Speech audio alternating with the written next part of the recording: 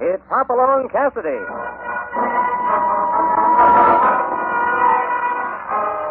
With action and suspense, out of the Old West comes the most famous hero of them all, Hopalong Cassidy, starring William Boyd.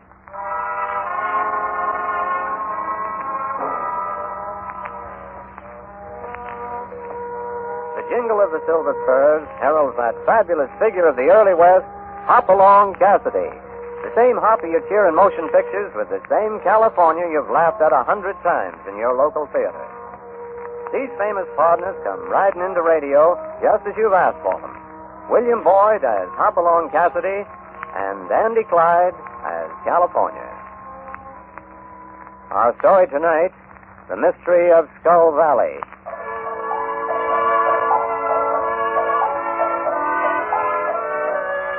Today, Hoppy and his partner, California, are many miles from the Bar 20, riding along an old wagon road that winds through the lonely brush country. This is a land of superstition, of Indian legends. But as they ride, California shows little enthusiasm for Hoppy's current venture, which is to buy some prized Hereford bulls at a bankrupt ranch north of Skull Valley. Doggone it, Hoppy. We could have stayed at the Bar 20 and bought cows without chasing all over creation. But not at the price I'm going to pay out here. There you go, thinking about money. Well, a rancher's got to improve his stock, California. Just the same. Money's the root of all evil, as the feller said. It's for me. Just give me a horse and a bedroll. I'll be satisfied. Well, speaking of money, what's on the road? Well, I'll be darned. Oh, it looks like a coin. $150 gold piece by the size of it. Oh, you know they don't make $150 gold pieces. Well, this ain't the darndest thing I've ever seen. Here, look here. There's Spanish writing on it. And a crown. What's the crown doing on that coin, Hoppy? You don't reckon there's a king around here somewhere? This king has been dead a long time, California. This is an old Spanish coin. Yeah, well, what's it doing on the road? Well, Spain used to own this part of the country in the old days. They did, huh? Well, let's get a shovel and start digging. Whoop, whoop, we're rich, Hoppy. Slow down, California. I'm going to have me a silver-mounted saddle, 2 dozen pairs of Cheyenne boots, silk shirts. I'm going to... And I thought you didn't care anything about money. Oh, that was a couple of minutes ago. Just give me a horse and a bedroll. Oh, quit it, Hoppy, doggone. There might be millions round here. I've heard of them Spanish treasures. Oh, that's probably somebody's good luck piece. He'll come back looking for it directly. Hoppy, here's another one. Oh, hey, 2 more, Hoppy. Quick, come in. Well, don't bluster, blood vessel. I'm coming. Oh, don't. It's beat all, Hoppy. Oh, it sure does, California. Look there. Say, that's blood, and a lot of it. Probably carrying a bullet in him. Hoof prints in the road. Yeah, must be riding his horse. Ain't no other tracks. And from the looks of them, they're fresh. Reckon it's the same feller that lost these here coins? Maybe. He won't last long losing blood that way. Well, let's go find him. He needs help, and quick.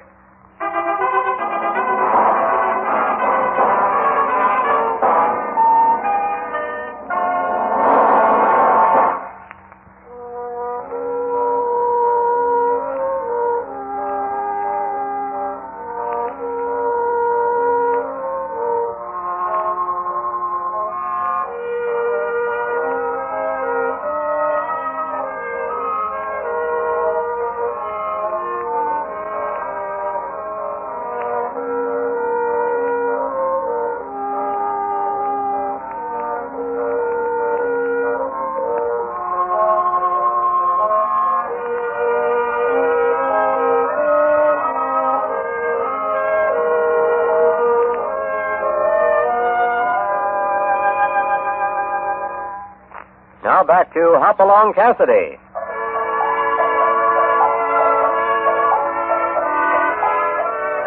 Hoppy in California have stumbled onto some old Spanish coins along a deserted road near Skull Valley.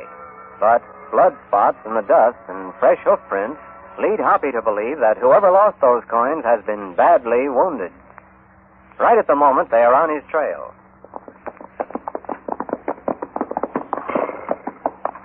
Look there, California. The tracks lead off into the brush. And there's his horse. Probably fell out of the saddle. Easy, Topper. Easy, boy. Oh, I see him. Under that mesquite yonder. Looks like he's dead. He's either dead or passed out. Poor fella. Reckon he's a goner, Hoppy? Give me a hand. We'll turn him over. Yeah. Easy now. There. He's still breathing. No telling how bad that wound is. Somebody got him in the back, high on the shoulder. Look, Hoppy. More of them coins in his shirt pocket.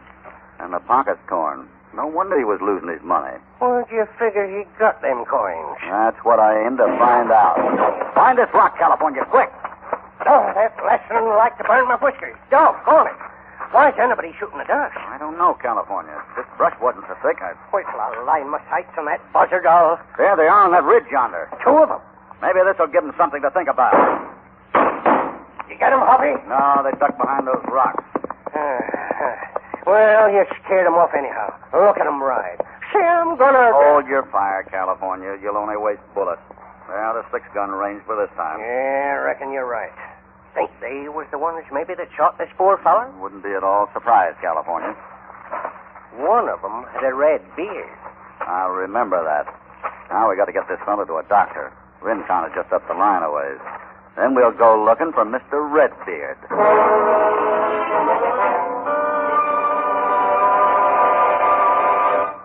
You think he'll pull through, Doc? Barring complications. First, I'll have to get that bullet out of him. You happen to know him? His name is Melendez, a sheep herder. Works for Sam Carradine. Sam Carradine, huh? Has he got a red beard by any chance? Hardly. Carradine has black hair. Why? Oh, nothing. Oh, looks as if he's coming around. Now, maybe we'll find out what this is all about. Voz de la muerte. Voz de la muerte. Listen, old-timer, we're your friends. Who shot you? Voz de la muerte. Voz de la muerte. The poor feller died. No, he just lost consciousness again. Voz de la muerte. That means voice of the dead in Mexican. Yeah, I know. Doc, why would Melendez talk about a voice of the dead when I ask him who shot him? It's just a superstition. There's a legend that an old Spaniard, Don Pablo, was buried in a mine cave years ago. The Mexicans claim they can hear him wail on a stormy night. An old Spaniard named Don Pablo. Maybe he's the one that owned them coins. Quiet, California. Did you say something about coins? Yeah. Ever see any coins like these before? As a matter of fact, I have. Mind telling me where? Just a moment. Who are you, anyway? The name's Cassidy. Cassidy? Not Hopalong Cassidy of the Bar 20. That's him, all right. Well, I've certainly heard a lot about you, Cassidy. Sure, I'll tell you where I saw one of those coins.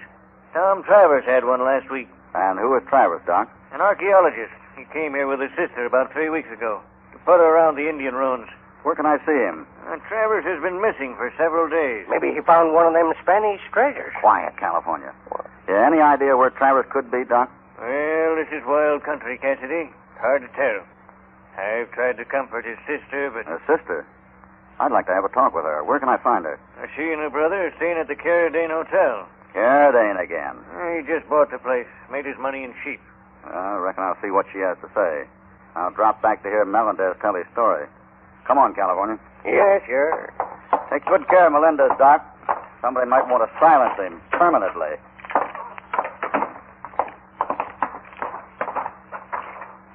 Hoppy, Yeah? how come you didn't tell the doc that Melendez had them coins? He didn't ask me. No. You scout around town and see what you can find out about Redbeard. I'll see the girl. Doggone it, Hoppy. You have all the fun. I sure do, don't I, California?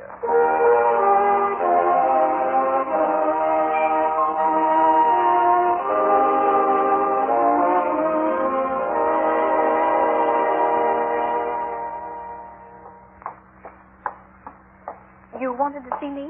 Yes, Miss Travers. The clerk said somebody wanted to see me on the porch, and... Won't you sit down, please, Miss Travers? Thank you. Is it something about my brother? Yes, it is. You found him? No, but I may have a line on him. Your brother had an old Spanish coin last week, like this. How did you know? Doc told me. The doctor?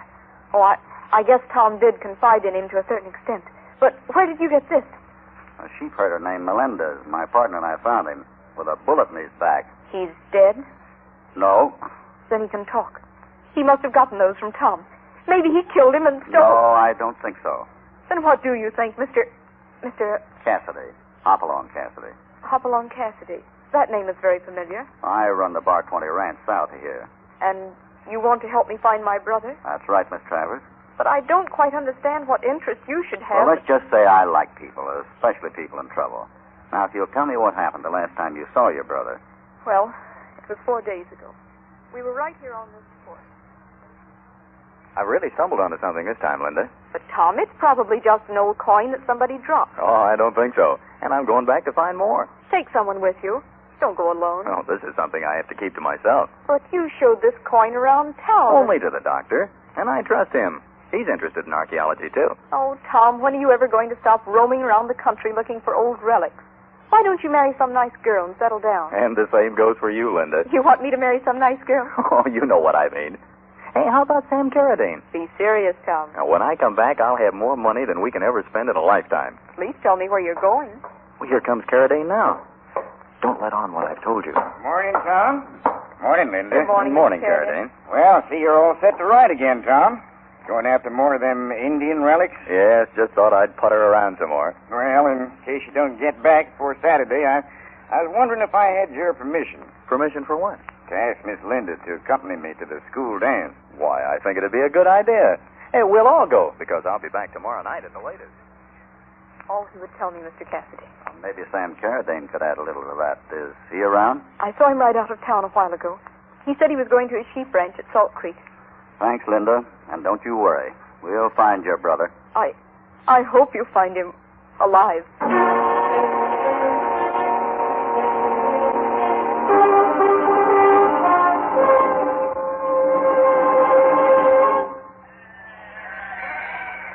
Well, like I said, Cassidy, Tom Travers is loco. That's the way I got him figured, Hoppy. Quiet, California.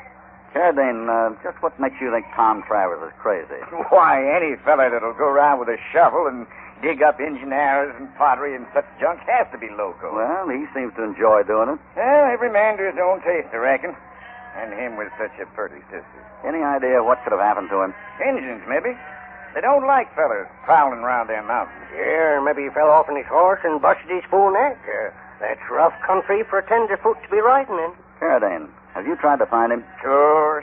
I've had my men out twice combing these mountains, but it's mostly lava rock. You know a horse don't leave tracks on that stuff. Hoppy could trail ant tracks across the egg cell. That's enough, Ain't California. no man can track a horse across lava. Well, let's forget about Travers for a minute, Carradine. Did you ever see a red-bearded fellow in these parts, about your size? Redbeard? Why, no, don't reckon I have. See, Hoppy, just like they said in town. Ain't nobody ever seen this critter. Probably a drifter. Well, why you ask about him? He and his partner bushwhacked one of your sheep herders. One of mine. Who? A fellow named Melendez. Melendez. Is he dead? He's at the dock, but he'll pull through. Has he talked any? No, not yet. Oh, I see. And this red-bearded gent tried to kill him. Yeah, he was set to finish the job when California and I rode up. Hoppy, look yonder. Where? Down there by the sheep pen.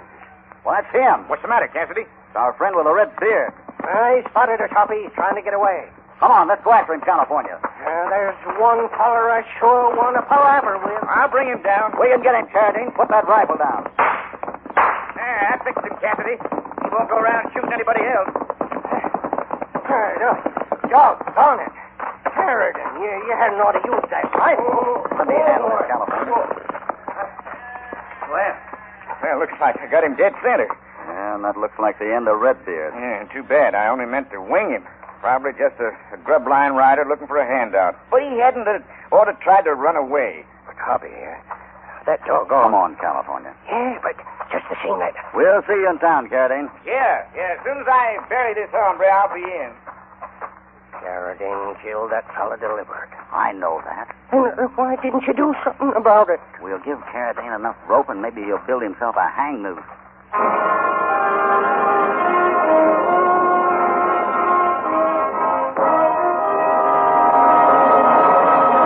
Before we continue with this exciting story, here is a word from your announcer.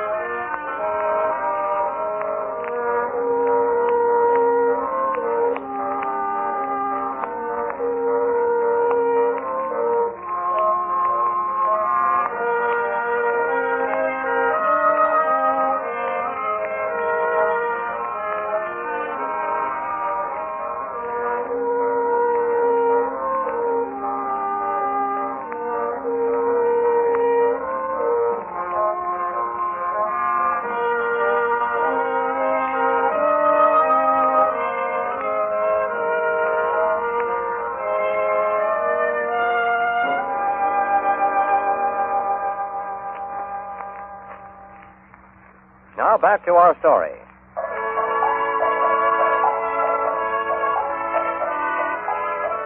Hoppy in California seemed on the verge of getting their first break in the mystery of the Spanish coins and the disappearance of Tom Travers. The red-bearded man who had shot at them earlier in the day rode into Sam Carradine's sheep camp, but before the partners could overtake him, Carradine shot him dead. We now find Carradine in his cabin questioning one of his men.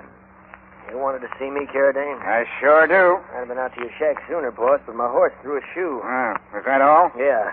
Hey, where's Red? Where you'll be if you don't talk. Now, what about Melendez? Well, he come along with his sheep, see? Never mind the details.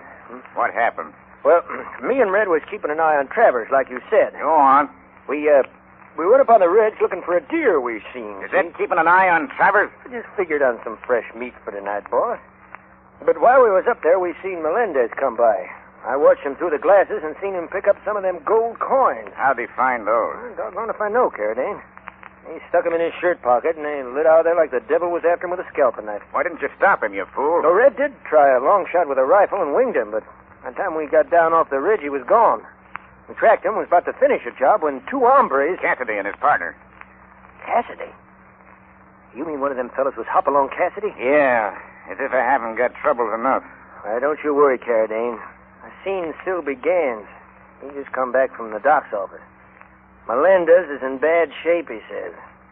Ain't been able to talk yet. Yeah, and he ain't going to. Now, here's what we do. Tonight's the school dance. While I'm waltzing Linda Travers, I want...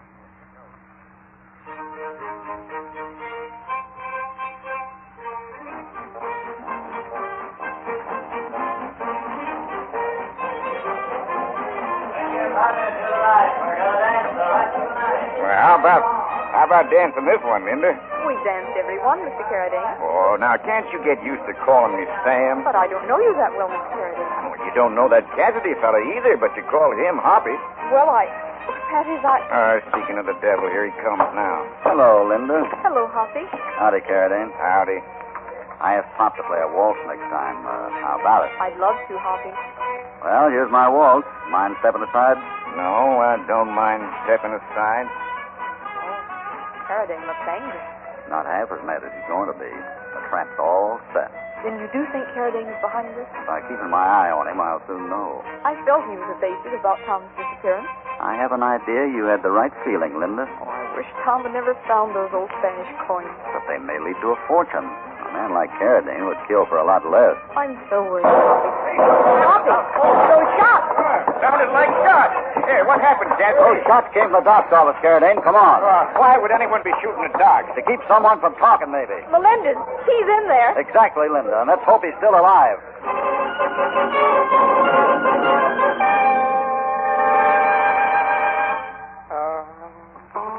Oh, my head. What happened, California? Well, I waited in the doc's office, like you said. Two fellas sneaked in. I was standing there in the dark. Who were they? Did you see them? No, not till I saw them leaning over them rolled-up blankets in the bed that they thought was Melendez. There they was, pouring lead into You them. mean Melendez wasn't in the bed? No, Carradine. Thank heaven. He's in another part of the house. Well, why would anyone want to hurt an old man like that? Maybe he knew something someone didn't want repeated. I'm sure sorry, Hoppy, about the way I ruined things. How'd they get away? Well, just as I was going to corner them, I tripped over this here darn box. I'm glad they didn't do more than bend a gun barrel over your head. Doggone me, anyhow. We could have got them fellers and made them talk, and then... Well, forget it. What do you do now, Hoppy?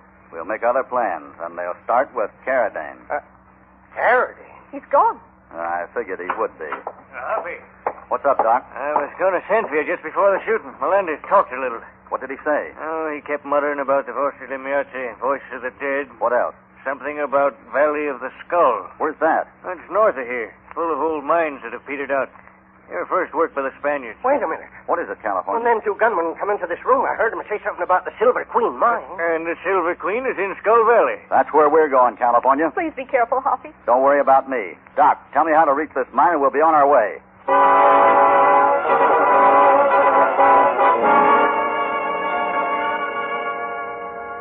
Good thing the moon's out, Hoppy. We'd never have found this here mine. Yeah, we better go the rest of the way on foot. You reckon Carradine's here yet? You can't tell. Maybe we ought to wait till daylight. But if Travers is alive, we got to get him now. Hear that, Hoppy? What? Somebody yelling for help. Sounds like an animal to me, Hoppy. Let's go back to town and come some other time. I'll bet one of those Spanish coins against a nickel is Tom Travers. It's coming from that there mine entrance. That's probably what Melendez heard. You mean this is that Voz de la Muerte business? Sure. Here's the mine. Come on. I sure followed you a lot of places, Hoppy, but this here's the worst. Wait, I'll strike a match. Oh, look at them timbers, Hoppy. If a fella breathed on them, the whole tunnel would cave in. Then hold your breath, California. They're rotten. Almost clear through. Travers! Tom Travers! Is that you, Cassidy? We're friends. We've come to get you. Oh, thank God. Listen, I'm about 100 feet in the tunnel, in a shaft. Be careful. We're coming. I sure don't like this, Hoppy. I don't suppose Travers likes it much either. Huh? I walked into something. The timber. Look out! Oh! I thought we were goners. Shoring's almost gone in here. You all right, Travers? Yes, but hurry. You're almost here. Be careful. Careful now in this tunnel, California. I'm feeling my way careful. I'm just ahead, down this shaft, on the ledge, about 10 feet down, and a sheer drop from here on. Hold it right here, California. It'll light another match. That's better. A body can see now. We can see you, Travers. We'll have you out in no time. Careful, the sides don't cave. I'll watch that. Now, California, I'm laying down on the edge here. You hold my feet. I think I can reach you. No, wait, Hoppy, wait. If that bank slips... We'll have to take that chance. Now, sit on my feet, California. I got it. If you go, I go with you, Hoppy. Now, Travers, can you reach up till you touch my hand? I'll try. Yes. Yes, I can just reach. That's good. Now, let me grip your wrist. And come up easy like. And don't kick the side of that wall. I'm ready, Hoppy. Easy now. Up. I'm making it. Steady now. A little more. There. You're up.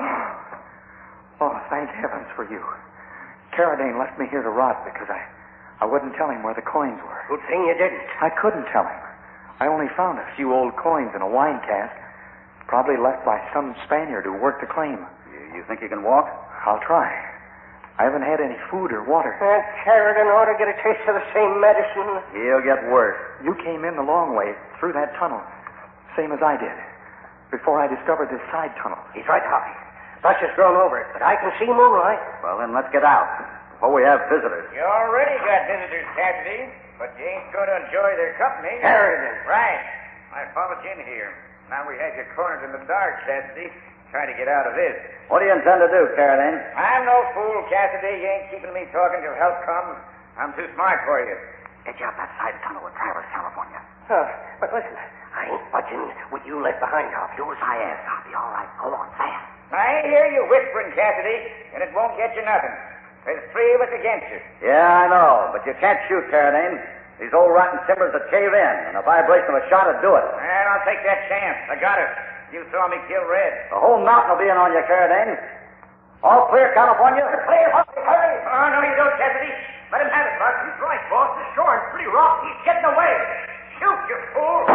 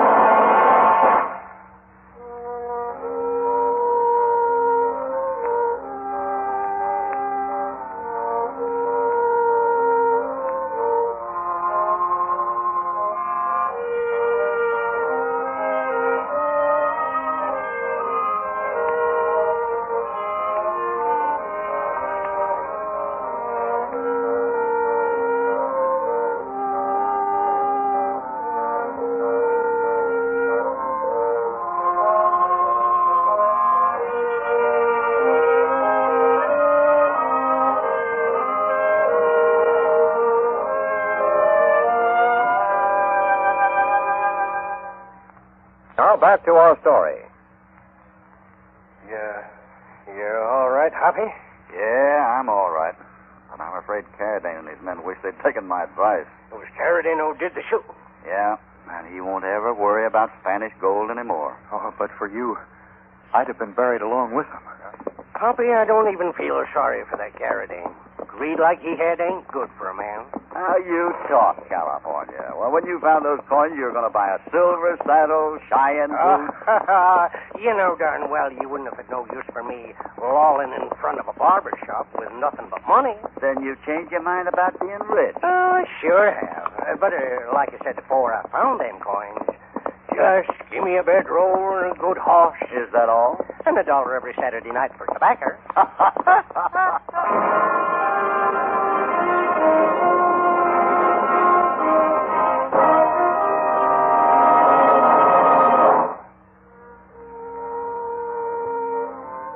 Goodbye from Hopalong, Cassidy, and California. Another job is done, and they're heading back to the Bar 20. But they'll be riding out again soon, and they'd be mighty pleased if you'd join them for another story of action and excitement. Hopalong Cassidy, starring William Boyd, is transcribed and produced in the West by Walter White, Jr. The Mystery of Skull Valley was written by Dean Owen and Howard Swartz. All stories are based upon the characters created by Clarence E. Mulford. This is a Commodore production.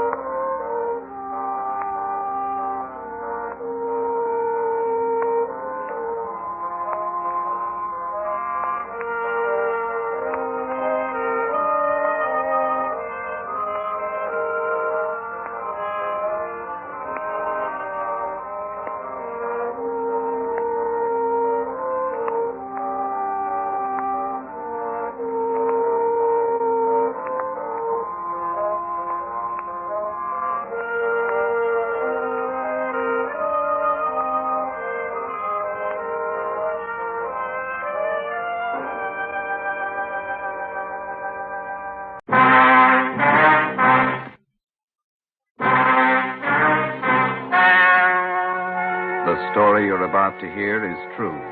Only the names have been changed to protect the innocent. Fatima Cigarettes, best of all long cigarettes, brings you Dragnet.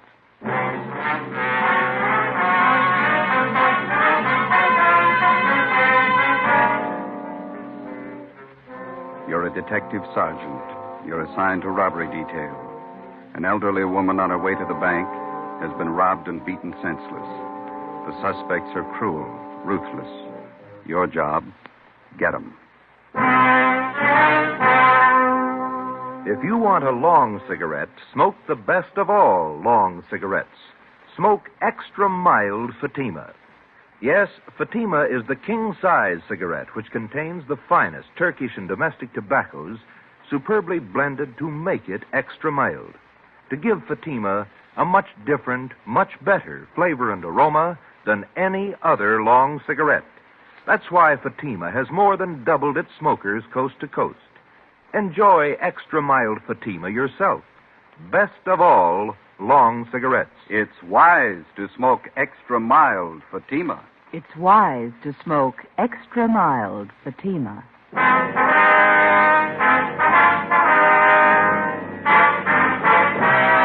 Dragnet, the documented drama of an actual crime.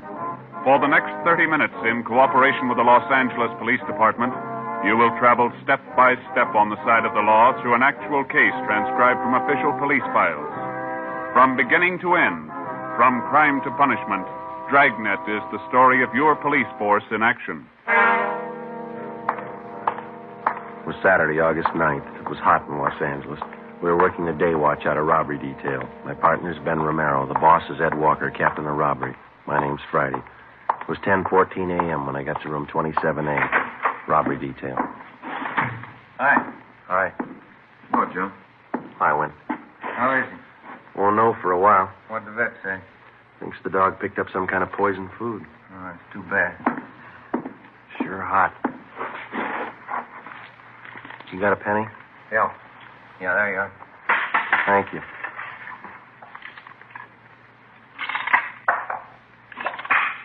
somebody poisoned, huh? Yeah. That's what the vet says. I never could figure why some people poison dogs. I can understand some people not liking animals, but I can't see why they poison food and then just toss it around wholesale loss. You know how I feel about that dog of mine. If anything happens to him, I don't know what I'll do. Oh, he'll be all right. Those vets can do wonders these days. I sure hope so. They told me to check back with him about noon. I'm about to melt in this heat. Yeah, doesn't seem to be any air at all. Well, tomorrow's Sunday. Guess I'll just lie out in the backyard. It's going to be good to just loaf around and read the Sunday papers, huh? It's a hot shot. I'll take it. My wife wants me to get out and get a little color. She says I'm better looking with a tan. She ought to know. All right. Will you get married, Joe? After so long, it gets so you believe everything they tell you. Here's one to roll on. Yeah? Robbery and shooting. Victim's car was stolen. You want to get on it? Right. Let's go, Joe. Bank job. Don't make any plans for Sunday. 10:53 a.m. Ben and I pulled up in front of the Union Trust and Savings Bank at Melrose and Logan. We made our way through the usual crowd that was milling in and around the bank. We spoke with the manager, a Mr. Bill Four. He told us that he didn't see the actual robbery. The victim was taken in the parking lot next to the bank. Her name was Myrtle Shaw, a longtime customer of the Union Trust and Savings. Four told us that she always did her banking at the same time each day, around 10 in the morning when the bank first opened. He said she was the proprietor of Myrtle's Cafe, 4 doors west of the bank. Let us through, please. Sorry, let us through here. Officer, over here. Yes, sir. Friday and Romero, central robbery. Did you answer the call? Yes, we did. Freeman and Welsh, Unit 13R. Ambulance just left. Victim didn't want to go to Georgia Street. Said she wanted her own doctor. Okay, is she inside the cafe? Yeah. Let's go in, Ben. Are you Freeman? No, I'm Welsh. Freeman's inside. See if you can clear this crowd a little, will you, Welsh? Right. Thank you. All right. You've seen everything now. Now, let's move along. Come on. The clock on your street there.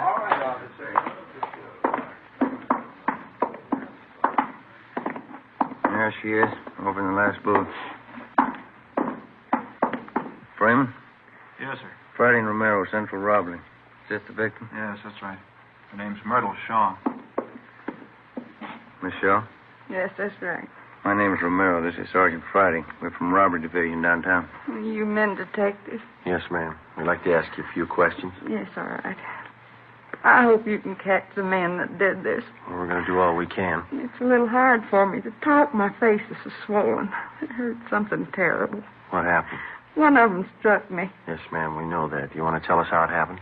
and I was on my way to the bank. I drove in the parking lot there next door. Yeah? I just got out of my car when these men walked over to me. You're only 4 doors from the bank. Do you always drive such a short distance? No. I just picked up my car from Edgar's filling station. I have it greased once a month. I see. Where was I? You'd just driven into the parking lot when these men walked up to you. Yes. Oh, yes. Well, one of them said, just hand over the money and there won't be any trouble. The other one said, this is a gun in my pocket, Grandma. Yeah? My head's splitting. Did someone call Dr. Van Hale? Yes, ma'am. He's on his way. Oh, thank you. Well, I carry my day's receipts in a cloth bank bag. I had it in my purse, and I wasn't sure if they knew I had any money. Yeah? I told them I didn't have any. And I was going in to draw some out, and one of the men said, look, old-timer, we don't want to get rough. Just hand it over. We know you got it. What'd you do? Well, I turned and started to walk away, and I saw this one man's arm flash out of his pocket, and then something hard like a rock struck me on the side of the face. Must have slugged you with his gun. Oh, yes, it couldn't have been his hand. I don't think he could have cut my face like this with his hand. You should have let them take you to the emergency hospital. No, I don't want to go in an ambulance. I want my own doctor. He'll know what to do. The ambulance crew gave her first aid. She wouldn't let him take her. Mm-hmm. Thanks. Miss Shaw, would you know the men if you ever saw them again? Well, I think so, yes. One of them looked like the worst kind of a hoodlum. And then they got your money. Huh? Oh, yes. And they tell me they got away with my car, too. How much money did you lose? $116.23. Do you own this cafe? Yes, I do. It's a small place, as you can see. I do all the cooking and serving up to 11:30 in the morning. Then I have a college girl that waits on tables in the afternoon and evening. Do you think those men have ever been in here in the cafe? No. Have you ever seen either of them before? No, I never laid eyes on them before today. How about the girl who works for you? You think she's ever seen them before? I don't know. You can ask her. She should be here soon. What time is it now? 11:20. Yes, she'll be along any minute. Oh, I wish there was something to stop this aching. We know you must have a lot of pain, Miss Shaw, but we've got to ask a few more questions so we can get right on this. Yeah, I understand. I'll tell you all I can. Ben, do you want to get the dope on the stolen car and a description of the man? I'll call the office. Right. Say, is there a payphone I can use here, Miss Shaw? Yes, right over there behind the fountain. Thank you. Do you need change? Yes, ma'am, I'm afraid I do. I'll just help yourself from the cash register there. Thank you.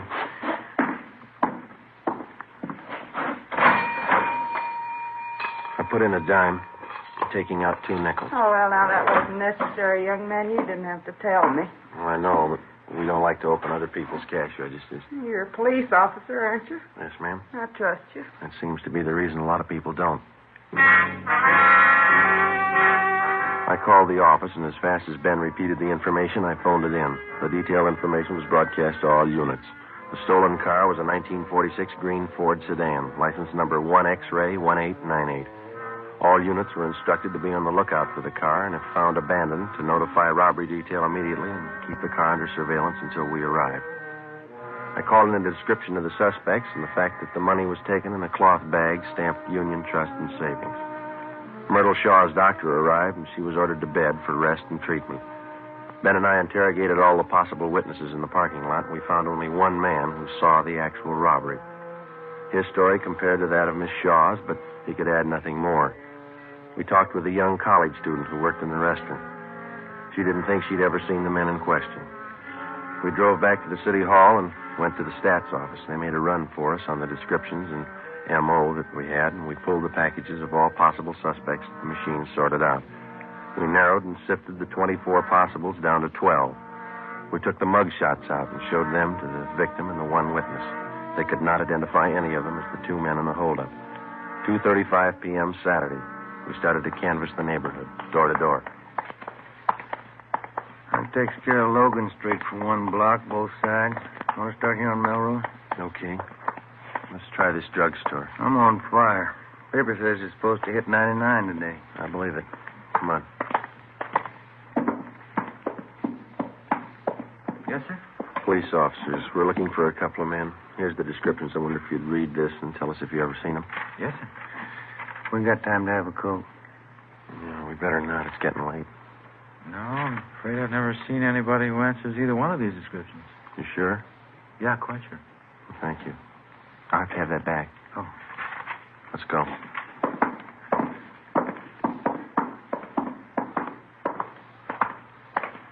Is it just my imagination, or does it seem to be getting hotter to you? Talking about it doesn't help. I tried ignoring it. That don't help neither. Let's try this bakery. How do you do, gentlemen? All right, police officers. Wonder if you'd read the 2 descriptions listed here and tell us if you've ever seen either of these men. Yes, of course. No. Sure smells good in here, doesn't it? No, Yeah. I don't seem to recall anybody that looks like this. Anybody else in here who might have seen him? No, I don't think so. I wait on trade. Okay, thank you, ma'am. Let's go. That smells just like good old apple pie, doesn't it, Joe? We're baking Danish coffee cakes at the moment. Oh. The next place here is a plastic factory. Yeah, looks like they're closed. Half-day Saturday, I guess.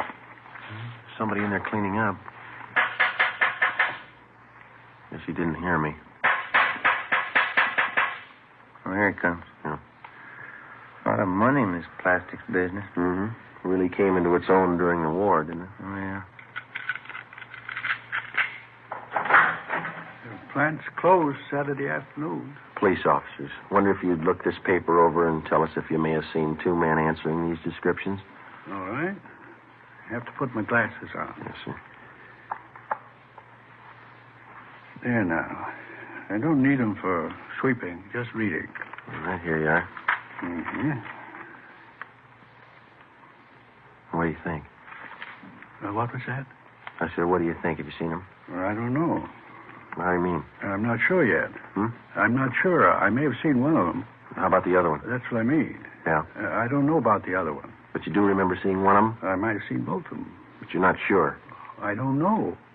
Well, do you want to tell us what you remember about the one you did see? Oh, don't you want to know about the other one, too? Well, yes, sir, we do, but I understood you to say that you didn't know about the other one. No, I don't. Well, you just tell us what you know, then. Then you want me to just forget about the other fella? No, sir, but if you don't know, it's all right. I might know. Yeah? I haven't read about him yet. Oh. You asked me a question just as I finished reading about the first one. I was just starting on the second one at that time. Yes, sir, sorry. What was that you asked me? Wasn't important. Then I'll read about the second one. Yes, sir, thank you. Mm-hmm. Yeah, I seen them 2 or 3 days ago, both of them. In this neighborhood? Yes, sir, right around back in the parking lot. They work here? No, sir, they don't. Seems to me I've seen them a couple of times. What were they doing? I don't recall. I just remember I've seen them. You sure? Yes, I'm positive. One of them had on a brown suit, the other gray, just like it says here. The descriptions fit all right. You have any idea where these men might be now? No, sir. We're investigating a robbery. We want these men for questioning. I wish I could help you more. I do know I've seen them, but that's about all. I don't know their names. All right, sir. What's your name? Seth Williamson. We'll leave you one of our cards, Mr. Williamson. If you see him again, appreciate you letting us know. Yes, sir. Sure will. Let's go, then. Wish we had something more definite to go on. If we just had a picture of the guy. Yeah, it'd help. There's a vacant lot in the corner. Finishes out this block. All right. Let's double back on the other side of the street. Right. Sure hot. 4:30 p.m. We continued knocking on doors, checking every place that was still open or showed any activity Saturday afternoon. We talked with hotel managers, janitors, and cleanup men at the different factories or business establishments. We checked grocery stores, private homes, everywhere that we could find anybody to show the descriptions to. By 6:15 p.m., the only person who showed any sign of recognition of the two hold-up men was still Seth Williamson, the janitor at the plastics plant. Before we took time out for a sandwich and a cup of coffee, we drove back to the city hall to check the office.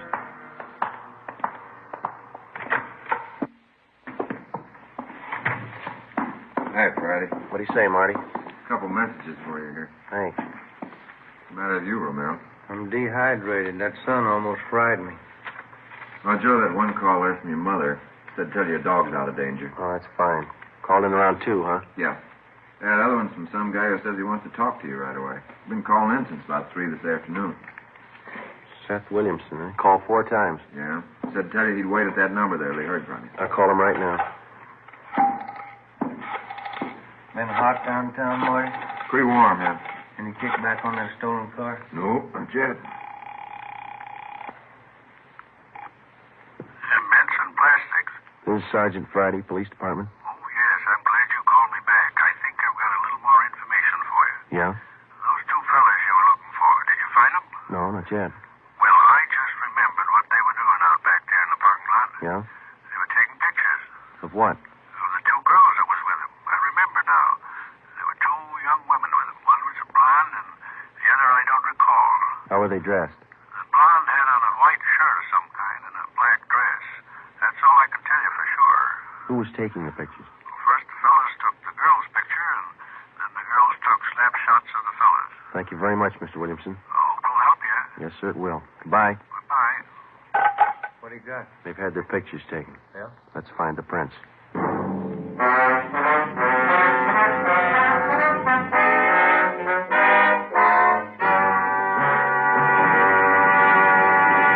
You are listening to Dragnet, the case history of a police investigation presented in the public interest by Fatima Cigarettes. If you smoke a long cigarette, it will be in your interest to listen to a typical case history of a Fatima smoker. It's the case of Miss Nancy Appel, a night news writer for one of the world's great press services. This is her actual signed statement. When you're working hard, smoking more, it's nice to enjoy a really mild cigarette. I've found the king-size cigarette that has this quality above all others. That cigarette is Fatima. Because it's extra mild, Fatima is always more enjoyable. That's why I agree. It's wise to smoke extra mild Fatima. And more smokers agree to that every day. Actual figures show Fatima has more than doubled its smokers coast to coast. So enjoy extra mild Fatima yourself. The long cigarette, which contains the finest Turkish and domestic tobaccos, superbly blended to make it extra mild. You will prefer Fatima's much different, much better flavor. You will agree. It's wise to smoke extra mild Fatima. It's wise to smoke extra mild Fatima. The best of all long cigarettes.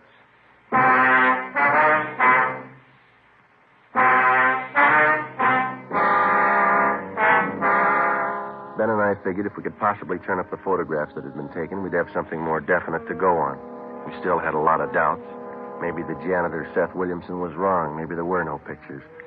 If the snapshots had been taken, maybe they were still in the camera, undeveloped. With any kind of fast service and processing, the photos could have been picked up by now. We figured it was worth the chance and the time involved to check the lead out. All we had was the victim's scant description of the two hold-up men, and if we could possibly turn up pictures, it'd help a great deal. If Williamson was right, we'd have another lead, the two girls. 6:40 p.m., we started checking drugstores, going through all prints that had not yet been picked up by the customers. We'd made the rounds of all the drugstores in the neighborhood earlier in the day, but we double-checked the descriptions of the two men with the personnel in each store. By 9 p.m., we'd checked out 10 drugstores and found nothing. We were going on the hunch that the photos would most likely be dropped off for processing somewhere in the immediate neighborhood. It was only a hunch, and we were running out of drugstores. Police business. We'd like to go through your photos that have been left for development. Yes, sir. Here's the box right here. Oh, thank you. I'll take half. Not very many this time, huh? Oh, don't forget to check the negatives, too. Sometimes they don't print them if they're bad. Yeah, I know. No, nothing in this one. People sure take a lot of pictures of babies, don't they? Yeah. Nothing. These are sure fuzzy. Pictures at the zoo. Pictures of Yellowstone.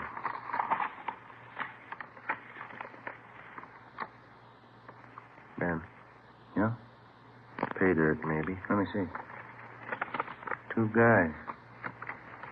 Two girls. One's a blonde, white blouse, dark skirt. Look close. Now, let's see.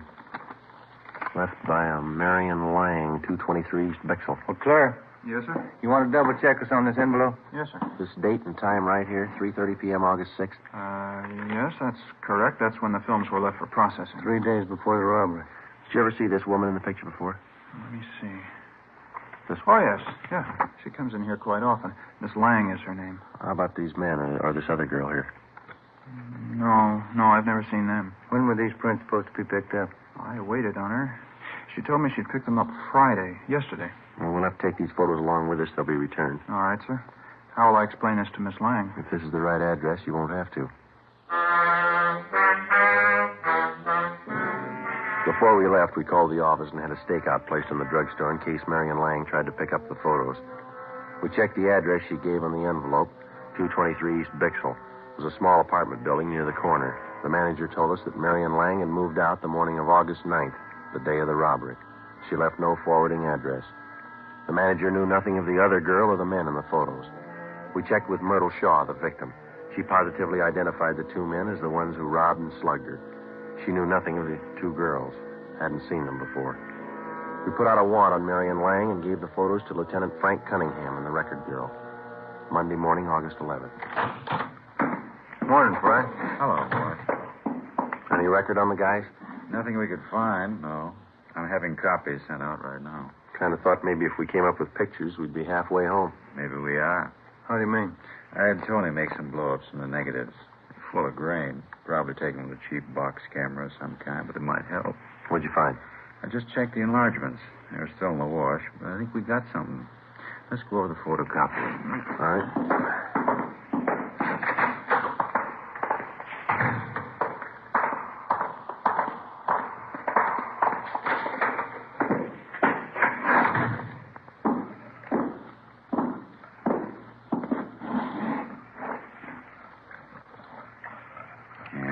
Good and clear now. Clear as it'll ever be, anyway. There we go. I had 16 by 20 enlargements made. This will show you what I found. Yeah? You guys take a good look at the face of this one man here. Thought we did. Why? It's pretty hard to see on those small prints. Look here. You see the nose on this one? Mm-hmm. I'd guess it's been broken one time or another, wouldn't you? Yeah. You see here? Scar over the left eye, scar over the right eye. A couple of them. Yeah? Look at the right ear. See how mashed it is? Hmm. We couldn't come up with any names for you, but I'll bet it'd be safe to guess his line of work. Looks like a prize fighter. Nothing in the oddity file. I checked and double-checked everything I could lay my hands on here in the department. I don't place him if he was a boxer of any standing. I don't recall. Isn't much. Wish I had something else for you. It's a lead, isn't it? Might be. More than we had. It was possible that one of the two hold-up men in the photos could have been a professional fighter. From his appearance and build, we felt it was a fair guess. We took copies of the snapshots to the State Boxing Commission, Los Angeles branch. We spoke with a Mr. Farmer, who couldn't seem to recall the man from his picture. We went over the description that the victim had given us. Farmer said that he knew a great many of the fighters because at one time or another they all check in and out of the commission before a bout. But the man in the snapshot remained unidentified. He checked through several hundred cards bearing the photographs of boxers in the files. No luck. Farmer suggested that we try the Spring Street gym where the out-of-town fighters get into shape and the boxers in-town train. We left him a copy of the photograph and our card so that he could continue checking back through his files. It was 10:22 a.m. when we got to the Spring Street gym. Here's the manager's office. Come in. You the boss here? Yeah. What can I do for you? Police officers. Yeah? We're looking for a man we think might be a fighter. I wonder if you can help us out. Sure try. I'm Sergeant Friday. This is my partner, Ben Romero. Hi. My name's Charlie Coleman. Here's a couple of photographs we can look at, Mr. Coleman. Mm-hmm. Have you ever seen this fellow on the right? Let's see here. Let's walk over by the window, get a little light on him. Wait a minute. Used to work out here all the time a couple of years back. Name's Billy. Marshall. Yeah, that's right. One of them named Billy the Kid Marshall. Is he still around? Oh, gee, I couldn't tell you. It's been a good 2 years since I've seen him up here. Any idea where we might locate him? I doubt it. Used to be a Benny Farber stable. Benny's been east now over a year. Let me check back through my locker listings. Maybe I still got something on it. Let's see. Out cards. Yeah, that's what we want. Let's take them over here by the window where we can read them. As I recall, Marshall wasn't much of a fighter. Farber nursed him up through the prelims, got him in the semi-windup. He started hitting the bottle. Played the dames. Oh, yeah, here we are. Can I see that, please? Oh, sure. Here's that. Billy the Kid. Big, beefy boy. Real sucker for right cross. 1637 Carver Avenue. That's the last address you got on him? Whatever the card says, yeah. Real sucker for the old right cross. Thank you very much, Mr. Coleman. You're welcome, boys. Anytime. What's he done? We just want him for questioning. Oh, I see. If you should hear from him, don't tell him we're looking for him. Let's go. Thanks again. Well, what do you think he did wrong? I don't know. How do you block a right cross? We called the new information into Captain Walker, and he sent a crew of men to the Boxing Commission to check further. 1637 Carver Avenue. It was a cheap rooming house on the west side of town. Marshall hadn't lived there for over a year and a half.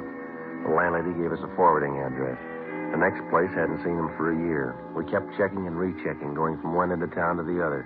Each place was a little better than the last. It was easy to trace Billy the Kid's rise in the fight game, such as it was, by the condition of the places he lived in. We covered 6 different rooming houses, boarding houses, and apartments. Each time his residence had been a little more recent. 5:15 p.m., Monday, August 11th. We pulled up in front of the Sunflower Hotel, 433 Banyan Street. Rates, $2 a week and up.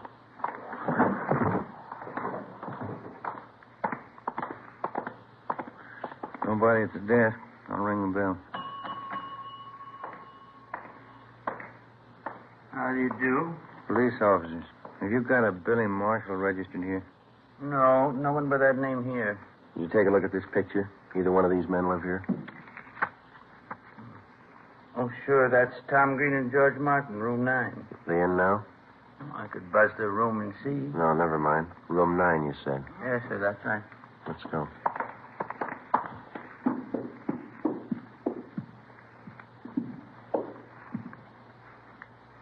Room 9. Cover me. Right. Special delivery letter. Slip it under the door. You have to sign for it. All right, stand still, police officer. Stop, Tom. Watch it, Ben. Take the other one, Tom.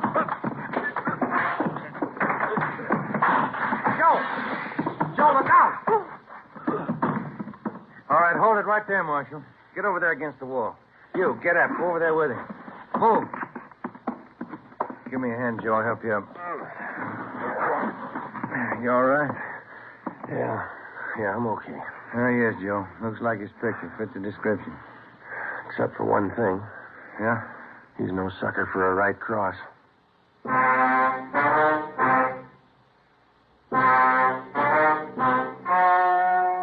story you have just heard was true. Only the names were changed to protect the innocent. On March 27th, 1947, trial was held in Superior Court, Department 81, City and County of Los Angeles, State of California. In a moment, the results of that trial. It's amazing how many long cigarette smokers are changing to extra mild Fatima. Here is the actual report. From coast to coast, extra mild Fatima has more than doubled its smokers. Yes, more and more smokers every day are discovering that Fatima is the king-size cigarette that is extra mild. Extra mild because it contains the finest Turkish and domestic tobaccos superbly blended to make it extra mild, to give it a much different, much better flavor and aroma. Enjoy extra mild Fatima yourself. Best of all long cigarettes. It's wise to smoke extra mild Fatima. It's wise to smoke extra mild Fatima.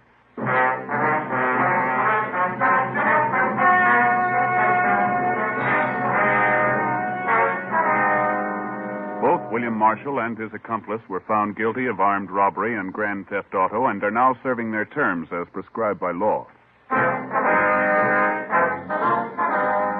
You have just heard Dragnet, a series of authentic cases from official files. Technical advice for Dragnet comes from the Office of Chief of Police W.A. Wharton, Los Angeles Police Department. Fatima Cigarettes, the best of all long cigarettes, has brought you Dragnet transcribed from Los Angeles. Screen Directors presents Lucille Ball as Miss Grant tomorrow on NBC.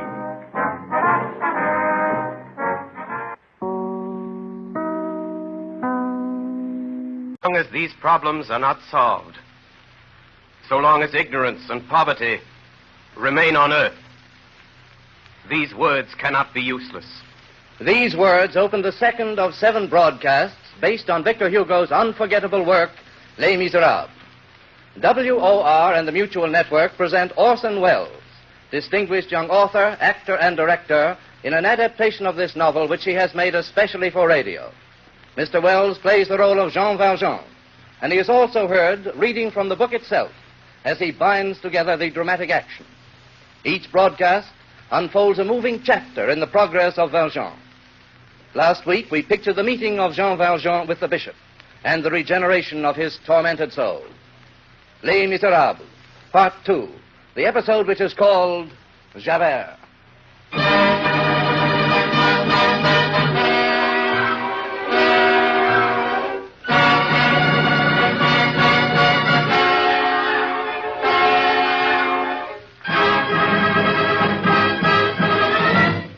(1817).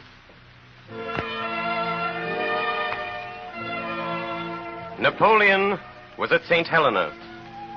A thing which smoked and clacked on the Seine went and came beneath the windows of the Tuileries. It was a sort of toy called the steamboat. 1817. It was in this year that 4 young gentlemen of Paris played a joke on their sweethearts. One of these young gentlemen was Felix Ptolemy, and his sweetheart was Fantine.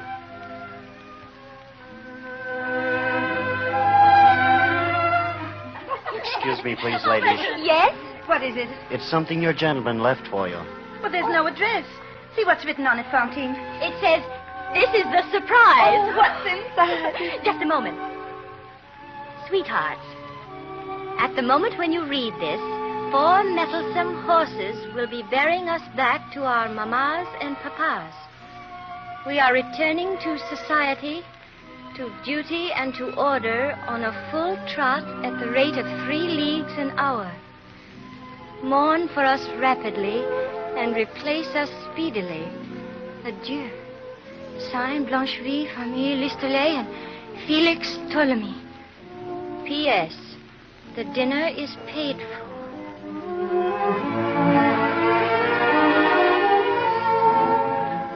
It was a good joke. The girls laughed. Fantine laughed like the rest. But later she wept bitterly. For Ptolemy was her first love. And the poor girl had a child. This, it will be remembered, was in 1817. At 22 years of age, on a fine spring morning, Fantine left Paris, her child in her arms. She went back to Montreux, where she was born, and she found the little city greatly changed. An unknown man, a stranger, had conceived the idea of substituting gum-lac for resin in the manufacture of synthetic jet. This very slight change worked an industrial revolution. In less than 3 years, the inventor of this process had made a fortune for himself and for the whole region. He had built a great factory in which there were 2 workshops, one for men and the other for women. Yes, what is it? Are there jobs open in the workshop? There are always jobs here. Have you a husband? No, monsieur. Any dependents? No. Name? Mademoiselle Fantine. You will commence today. Monsieur Madeleine, the owner, requests only that you be willing and of good morals. Oh, yes, monsieur. I'll assign you to your place. Come with me. So Fantine went to work in the jet factory and kept a secret. For as long as she stayed there, they must never find out about her child. She had left this child in the care of a couple she met on the road to Paris. They were innkeepers, and they were called the Thénardiers. She paid them 57 francs, all that she had, and she trusted them. A letter for you, mademoiselle. Thank you. My dear madame, your little Cosette has outworn her wardrobe.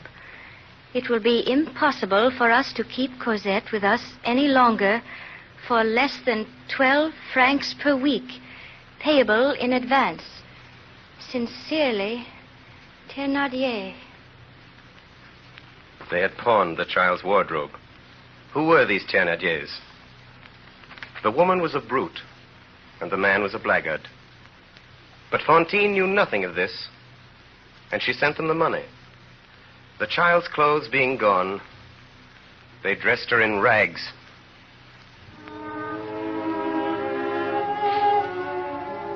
And they fed her on scraps, little better than a dog, and a little worse than the cat. They put her to work. She was made to run errands, to sweep the rooms and the yard and the street. In the village, they called this little child the Lark. This tiny being, no larger than a bird, trembling, frightened and shivering, awake each morning, first of all in the house and in the village, and always on the street or the fields before dawn. But the poor Lark never sang.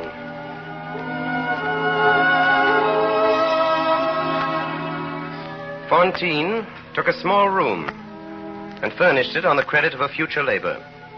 She worked hard, thought of nothing but Cosette, and was almost happy.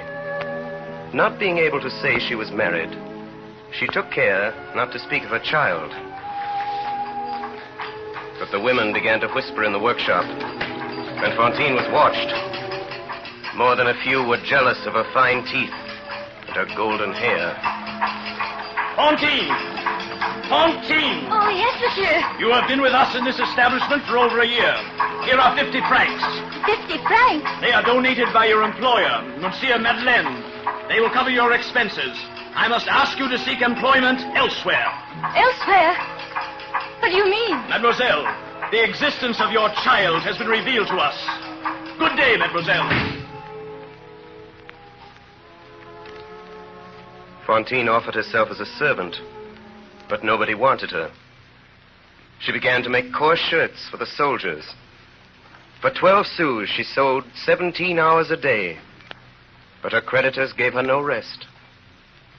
How could she pay? She couldn't. How could she live? She learned. She learned from an old woman who sewed with her, named Marguerite. We who have grown old in privation can extract much from a sou. But 15 francs, Marguerite. Think of it. The Thénardiers wrote me. They want 3 more francs a week, and you know what I earn. You'll learn. But you can't live on 6 sous a day. No, my girl. But you can starve on it. It's a science. Summer passed away, and winter returned. Short days and less work. In winter, there is no heat, no light, no moon. Evening touches morning. The whole day is a cave, and the sun is a pauper. Madame Fantine, Cosette is sick of an epidemic disease, a military fever. She must have medicine, and drugs are dear. Unless you send us 40 francs within a week, the little one will die. Sincerely, Thénardier.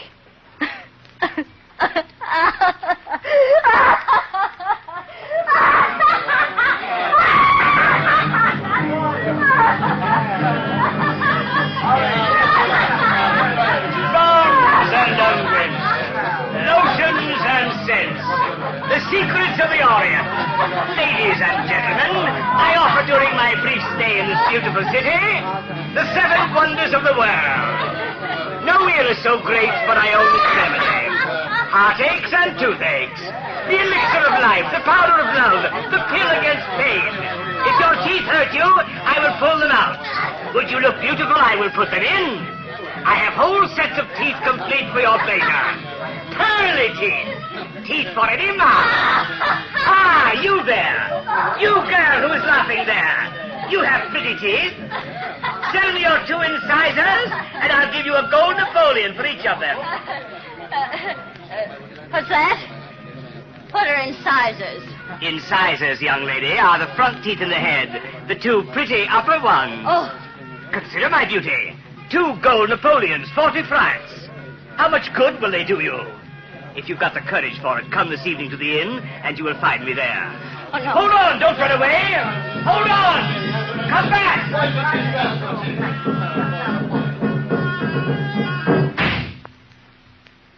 What's happened? Oh, God help me. Oh, where have you been? In the square. There was a traveling dentist. He wanted to pull out my 2 front teeth. I should be hideous. I'd rather throw myself from the 5th story head first to the pavement. He told me he'd wait for me at the inn. What was it he offered you? 2 Napoleons. That's 40 francs. Yes. 40 francs. They shouldn't allow it. Marguerite, what does it mean? A military fever. You know? Why, it's a disease. Does it need many drugs? Terrible drugs. How does it come on you? Comes in a moment. Does it attack children? Do they die of it? He told me to wait for him at the inn. The next morning, when the old woman went into Fantine's chamber before daybreak, for they always worked together and so made 1 candle do for 2, she found Fantine sitting there on the couch. She had not been to bed. Her cap had fallen in her lap. The candle had been left to burn, and it was almost gone. The old woman looked at her. What's happened now? Cosette won't die of that sickness for lack of drugs. Look there on the table. 2 gold Napoleons. A fortune. Where'd you get them? I got them. Then Fantine smiled. The dying candle lit up her face. The corners of her mouth were stained with blood. The 2 teeth were gone. Madame Fantine, send us 100 francs or we will put out your child on the highway. 100 francs. Oh, what can I sell for 100 francs? Come. I shall sell what is left.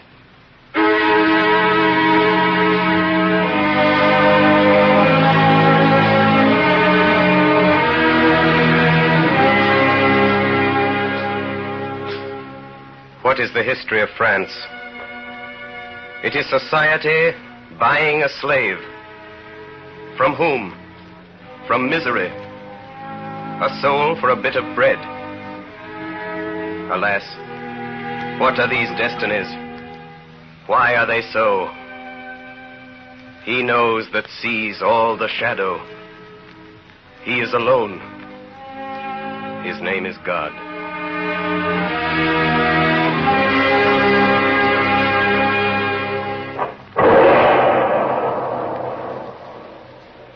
Monsieur Madeleine was well loved in the village.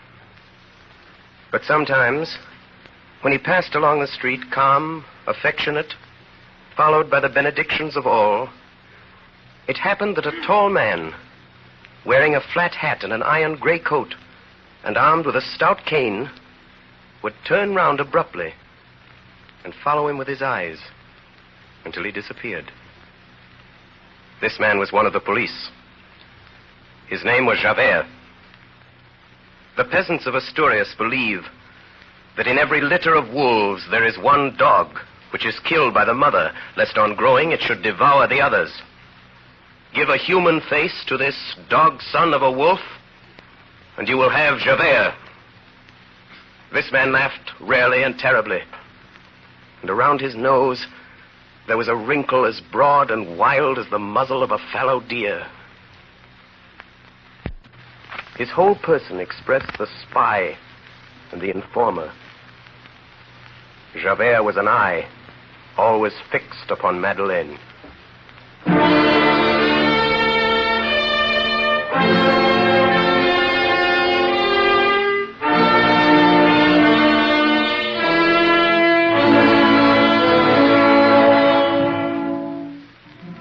The notebook of Inspector Javert. January 9th, 1818. Who is Madeleine? No one knows. Who are his family? What is his history? Where does he come from? No one knows. He is popular for his deeds of charity, which are done secretly as though they were bad deeds. He's been offered the Legion of Honor. He's refused it. Who is that man? I cannot be sure of what I guess. But I know well I have seen him before.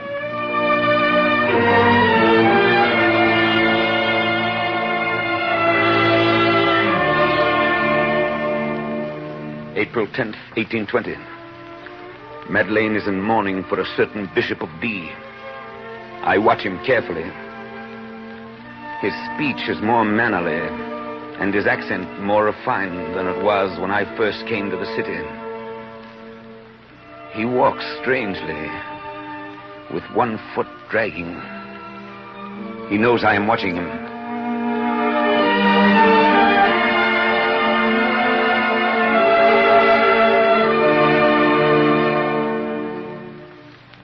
August 17th, 1822. The king has appointed Monsieur Madeleine the mayor of this city. Consider, the man came here with only a few hundred francs.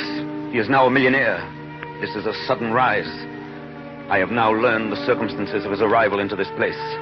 He came here a common laborer, stick in hand and sack on his back one evening in the autumn of 1815. That night, October 23rd, there was a fire in the townhouse, and this man leapt into the flames and saved from burning 2 children of the captain of police. As far as can be ascertained in the excitement and gratitude of the occasion, no one thought to ask him for his passport. There is certainly no record. He announced himself Madeleine, and so he has remained.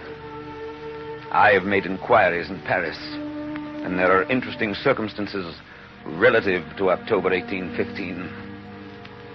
Madeleine is now my immediate superior.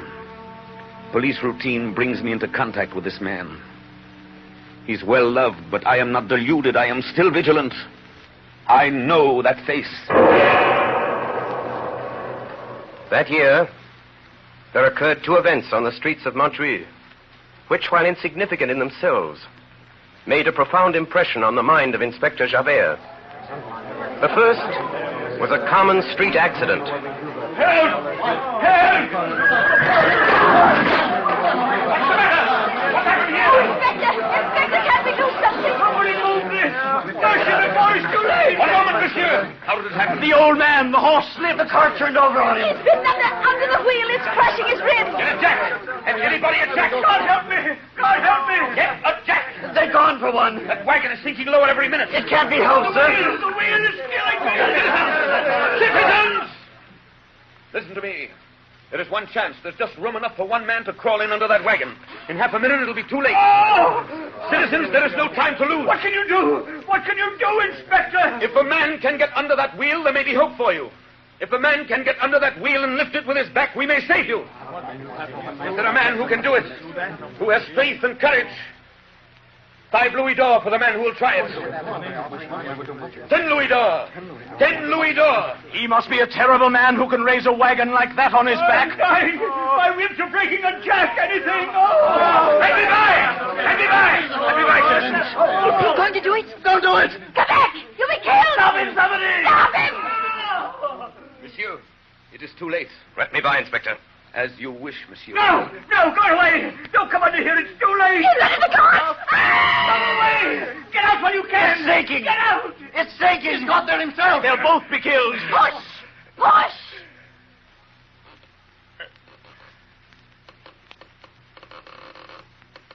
It's lifting.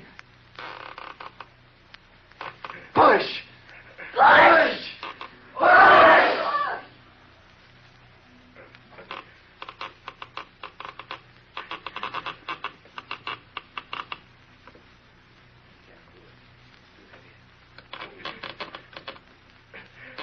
Quick! Quick! All together! It's moving! You're God, monsieur. That's what you are. God! Monsieur, you are a brave man. Thank you, Inspector. In all my life, I have known only one man capable of doing what I have just seen you do. He was a convict in the galleys at Toulon. Good day, Inspector. Good day, Monsieur Madeleine. That was the first incident. The second to impress Inspector Javert of the police took place on an evening in January, 5 months later. It was snowing. A woman, a rueful, bedizened spectre, her shoulders bare in a gaudy ballroom dress, stood waiting in the street before the door of the officers' cafe. A well-dressed idler was amusing himself tormenting this woman. Well, aren't you the ugly one? Oh, sulking tonight. All right, your haughtiness. Turn your back on me. You'll pay for it. A little snow will be good medicine. Down your shoulder blades like this. The girl, screaming with rage, turned on him and buried her nails in his face, using the most frightful words that ever fell from the off-scouring of a guardhouse. A large crowd formed about them. The man, hatless, defending himself. The woman, kicking and striking, shrieking, toothless, and without hair, livid with anger and hideous. Suddenly, a tall man advanced quickly from the crowd and seized her by her muddy satin waist. Their tormentor stole away. The woman turned pale with horror. She recognized Javert. Stop. Go home, all of you. It is not permitted that crowds form on the streets. Gentlemen, disperse. Young woman, I must take you to prison. Come with me. To prison? Oh, no, monsieur. What is your name? Fantine. I have a good memory. This time it's 6 months. 6 months?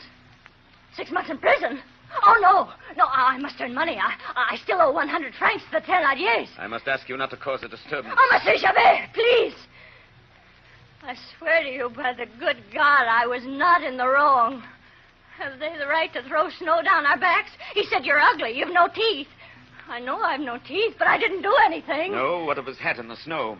Well, I did wrong to spoil his hat, but you can't imprison me for that. I must pay 100 francs or they'll turn out my Cosette. She's such a little one they would put out in the highway in the very heart of winter. If she were older, she could earn a living, but she's not yet sick. Come along. I've heard your story. You have 6 months. Oh, mercy, no! You fool! Do I have to drag you? One moment, if you please. Let me help you. Citizen, I warn you, don't obstruct the course of justice. There, mademoiselle. You'll be all right. This is insolence. Who are you? My name is Madeleine. The mayor. Your pardon, monsieur. I didn't recognize you in the shadow. The mayor? Madeleine? Is this the famous Madeleine? Take care, woman.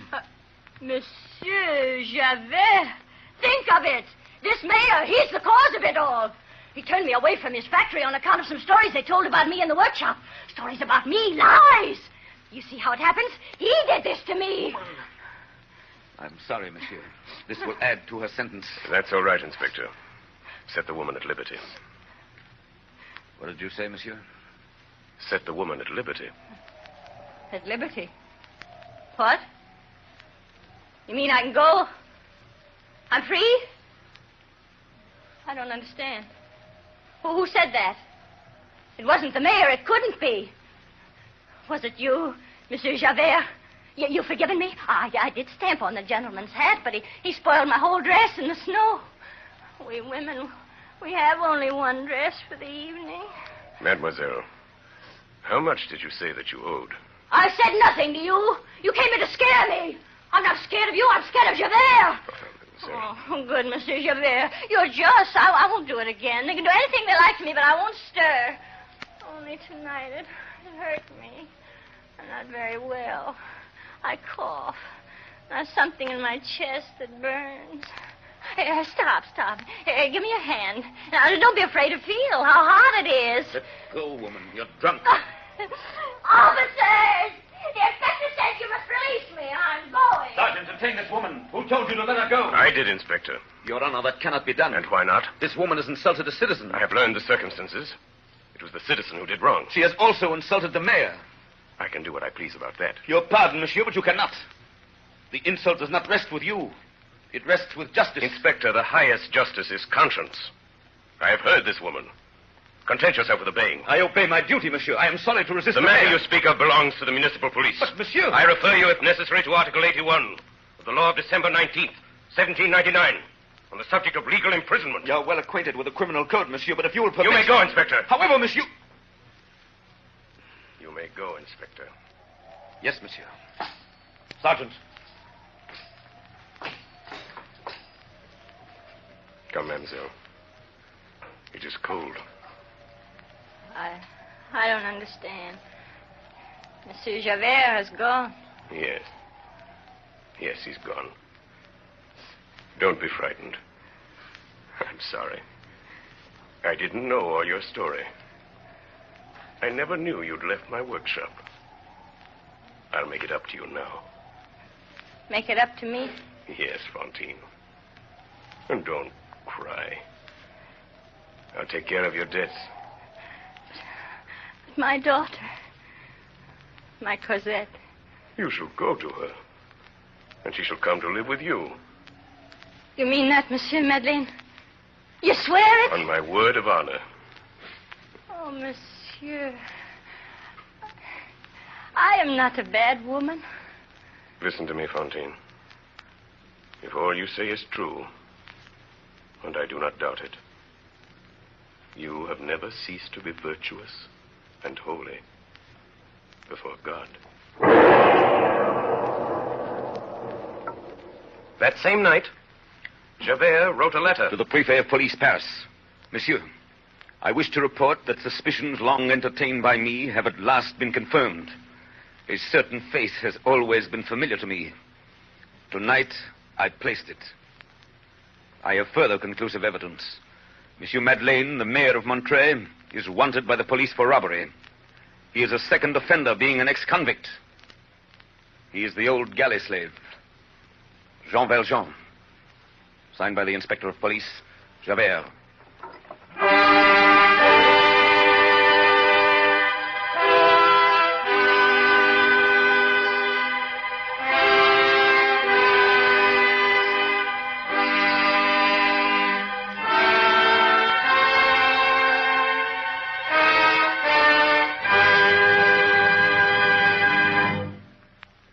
WOR and the Mutual Network have presented Part 2 of Victor Hugo's compelling novel, Les Miserables, the episode which introduced Javert. Orson Welles played the role of Jean Valjean and also read the narrative passages of the presentation which he has created especially for radio. Assisting Mr. Welles tonight were Martin Gable as Javert, Agnes Moorehead, Ray Collins, Betty Gard, Hiram Sherman, Alice Frost, and others. Next Friday evening at 10 o'clock Eastern Daylight Saving Time, we shall present Les Miserables in its third phase, the episode which portrays the death of Fantine and the capture of Jean Valjean.